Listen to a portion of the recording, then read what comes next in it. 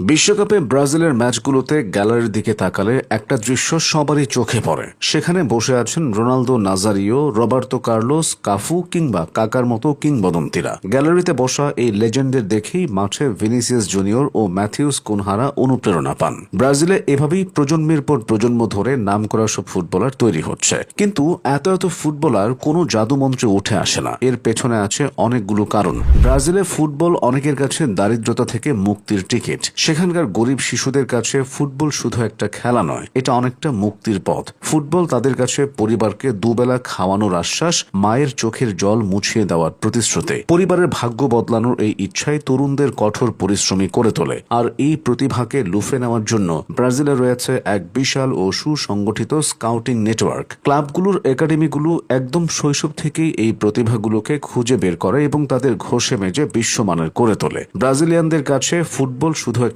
খেলা নয়, এটা তাদের কাছে ধর্মের মতো। তারা ফুটবলের মধ্যে নিজেদের জীবনের আনন্দ খোঁজে। ডাক্তার বা ইঞ্জিনিয়ার থেকেও ব্রাজিলিয়ান শিশুরা বড় হয়ে ফুটবলার হওয়ার স্বপ্ন বেশি দেখে। যে দেশে ফুটবলার হওয়ার জন্য শিশুরা ঘর ছাড়তে পারে, সে দেশে প্রতিভা তৈরি না হলে হবে কোথায়? ঠিক এই জায়গাতেই ব্রাজিল অন্য যে কোনো দেশের চেয়ে এগিয়ে। ব্রাজিলের স্ট্রিট ফুটবল তাদের প্রতিভা তৈরির কারখানা হিসেবে কাজ করে। ব্রাজিলের আনাচে কানাচে, বস্তি থেকে শুরু করে সমুদ্র সৈকতে সবখানেই বল পায়ে শিশুদের দৌড়াতে দেখা যায়। সংকীর্ণ রাস্তা, ভাঙাচোরা গলি আর অসমতল মাঠে খেলতে গিয়ে এই শিশুদের বল নিয়ন্ত্রণের ক্ষমতা অবিশ্বাস্য রকম নিখুঁত হয়ে ওঠে। জুতো ছাড়াই খালি পায়ে যারা কংক্রিটের উপরে খেলে বড় হয়, তাদের ড্রিবলিং এবং উপস্থিত বুদ্ধি তুলনামূলক বেশি হয়ে থাকে। স্ট্রিট ফুটবলের এই প্রতিভাগুলোকে পরিণত করার কাজটা করে ফুটসাল। বর্তমান ব্রাজিলের অনেক তারকাও ক্যারিয়ার শুরু করেছিলেন ফুটসাল দিয়ে। ছোট কোর্ট, ভারী বল আর মাত্র 5 জন খেলোয়াড়ের এই খেলায় সেকেন্ডের মাথায় সিদ্ধান্ত নিতে হয়। ফুটসাল খেলার কারণেই